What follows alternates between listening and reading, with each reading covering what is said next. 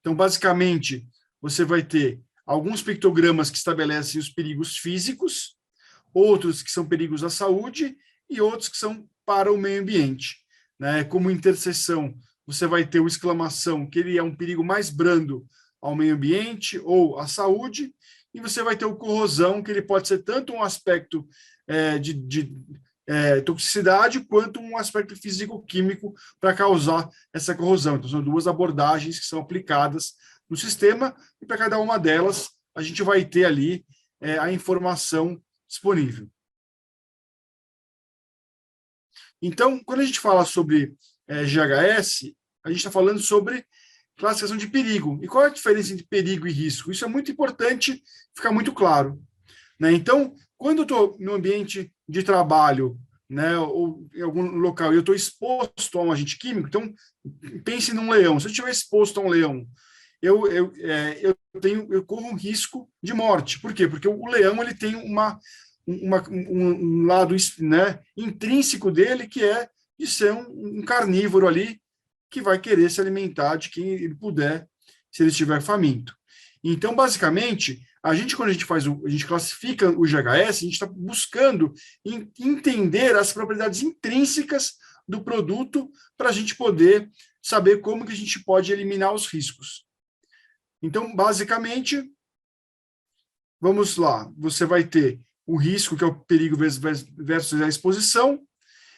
Eu posso substituir o meu perigo, né, por algo menos perigoso. Por exemplo, se tivesse uma tinta com solvente, pode ser uma tinta à base d'água, seria uma troca para uma redução de risco. Então, a maneira de você eliminar o risco é através dessa mudança.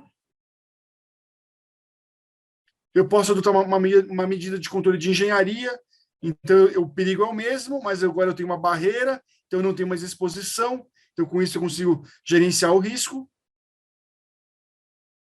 Ou então você vai especificar os EPIs necessários para combater, para você não ter exposição. Então, essas são as páginas que eu coloquei ali embaixo da consulta pública da BNT, onde está a descrição dessas informações, e basicamente, então, a gente tem que sempre pensar sobre isso. GHS, estamos falando sobre o perigo dos ingredientes.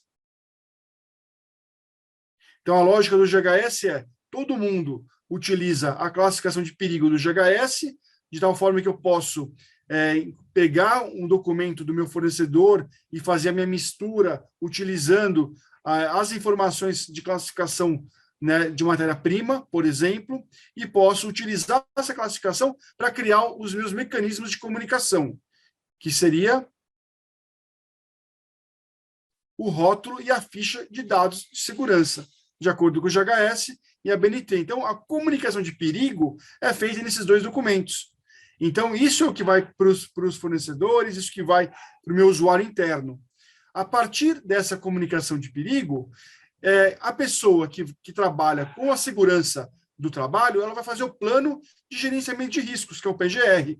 Então, ali, ela vai saber olhar para o ambiente de trabalho dela, né? Como que vai ser o uso esperado daquele produto, vai poder entender se vai haver uma possível exposição com base nos dados físico-químicos daquele ingrediente, para ver se faz sentido alguma gestão, e vai fazer, então, o gerenciamento disso.